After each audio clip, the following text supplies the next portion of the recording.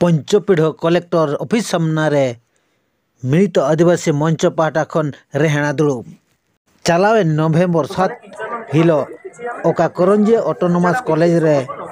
विजय मार्डी चेतान रे अपमान हुई लेना ओना रेया न्याय विचार नित धाबिते बांग हुई कना ओना खातिर ते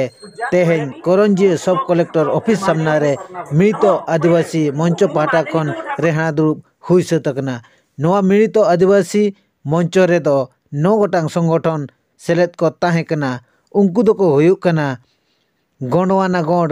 महासभा मयूरभंज आसेका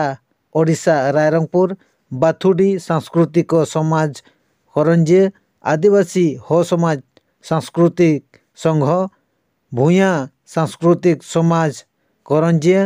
आदिवासी सेंगेल अभियान करंजी भूमिज महासभा करंजी साउंती सांस्कृतिक समाज मासा आर्मी खबर खन बाडाया कना तेहेन 15/12/2000 हिलो सब कलेक्टर बाय ताहेया ओनाते 17/12/2022 शनिवार हिलो ए नोआ मामला रिया ठौका कथा जवाबे एमा मेनते लई होचो का।